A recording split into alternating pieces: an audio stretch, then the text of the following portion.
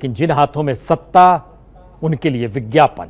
जिक्र क्यों कर रहे हैं, जरा इस रिपोर्ट को देखिए।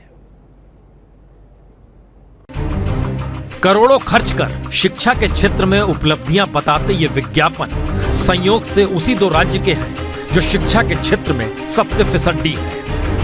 पर सवाल है, जितना खर्च इन उपलब्धियों को गिनाने में किया जा रहा है और जिस तरह के दावे किए जा रहे हैं, ऐसा अगर शिक्षा के क्षेत्र में कर दिया होता तो वाकई कमाल हो जाता। पर कमाल कहाँ होता है? जो है वो सामने है, पर बदलाव कहाँ है? दो तस्वीर आपके सामने। शिवराज के मध्य प्रदेश में शिक्षा का ये हाल कि स्कूल की टीचर अंग्रेजी में 1-2 के स्पेलिंग लिख नहीं पाती। ठीक है, अब 2 की लिखो। 2 की बड़ी तो कुछ आता ही नहीं। इसीलिए और मध्य प्रदेश तो आसान है ना। तुम्हें मध्य प्रदेश में लिखना नहीं आता।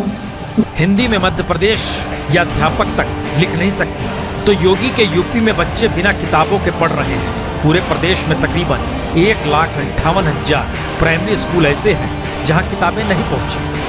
तो फिर इन विज्ञापनों में दिए आंकड़ों का मतलब क्या है? जबकि हकीकत तो यह है कि आंकड़ों में भी यूपी और एमपी हांफता है, पिछड़ जाता है। बजट से ही बात की जाए तो यूपी में कुल बजट का सिर्फ 14.5% शिक्षा के लिए रखा गया और मध्य प्रदेश में यह केवल 12.9% है। यानी ये दोनों राज्य बाकी राज्यों की औसत से कम। यूपी के प्राइमरी स्कूलों में 1,54,323 शिक्षकों की कमी है और मध्य प्रदेश में 37,933 शिक्षकों की कमी है। फिर भी विज्ञापन चमक रहा है। और उत्तर प्रदेश में 13,346 स्कूल ऐसे जहां सिर्फ एक टीचर है, तो मध्य प्रदेश में ऐसे 15,260 स्कूल जो सिर्फ एक टीचर के भरोसे चलता है।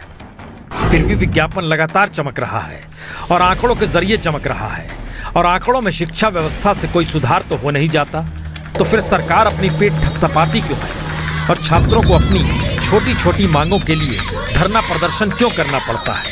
शिक्षकों की हालत भी अच्छी नहीं है। तो फिर इन दो विज्ञापनों को ही देख लीजिए और सोचना शुरू कीजिए, बदलाव हो कहां रहा है? तो क्या शिक्षा को भी चुनावी बिसात का एक मोहरा बना दिया गया है? क्योंकि हर की नजर तो सिर्फ और सिर्फ चुनाव पर है।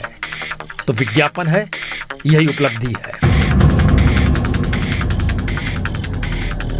तो शिक्षा के नाम पर भी विज्ञापन के जरिए उपलब्धियां बताते हुए बरगलाया जाता है। एक हाथ में पत्थर, दूसरे हाथ में किताब। किस प्रदेश का जिक्र हो रहा है?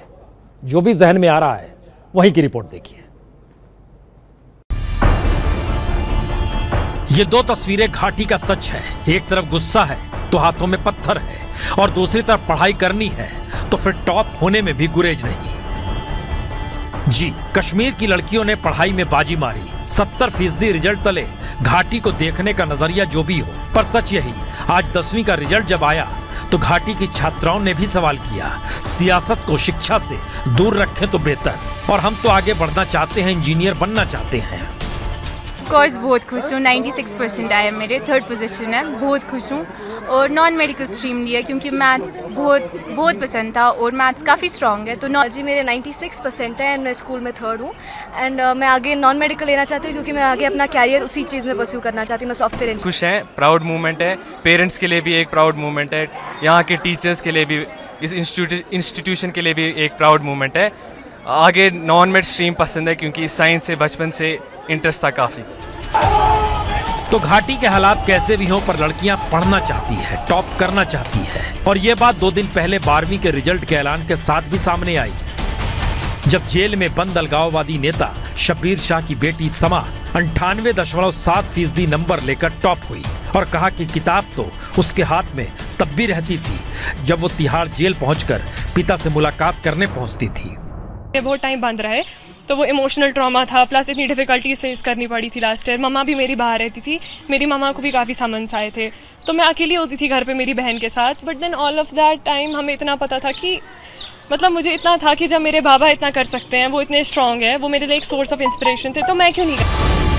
पर इससे आगे का सवाल यही कि घाटी में नवंबर में राज्य बोर्ड होता है, जिसके लिए 12वीं की पढ़ाई कर रहे 55,163 बच्चों में से 25,832 लड़कियां हैं।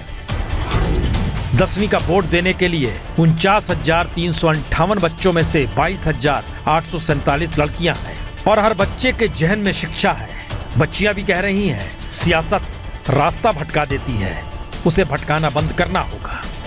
जो दिल्ली सोचती है वो बच्चे नहीं सोचते, और जो घाटी की सियासत सोचती है वो भी बच्चे नहीं सोचते। बच्चे पढ़ना चाहते हैं और आगे बढ़ना चाहते हैं, पर सोचने वाले कभी इन बच्चों के स्कूल पर ताले पड़वा देते हैं या फिर हाथों में पत्थर थमवा देते हैं। और इन हालातों में सीबीएसई बोर्ड देने वाले कश्मीर के तकरीबन 6,500 बच्चों के लिए आज खुशी का दिन है। रिजल्ट निकला है, कई टॉप किए हैं, अधिकतर पास हुए हैं, आजादी के नाम पर नहीं बल्कि किताबें पढ़कर। तो जिन हाथों में पत्थर उन हाथों में किताब, कमाल की चीज। लेकिन दोस्तों, अगर आपने अभी तक हमारे चैनल को सब्सक्राइब नहीं किया है तो सब्सक्राइब करें और लाइक बटन पर क्लिक करके हमारा हौसला बढ़ाएं, ताकि हम आपके लिए और बेहतर जानकारी लाते रहें। Do like, share and subscribe Fox News India, news beyond politics.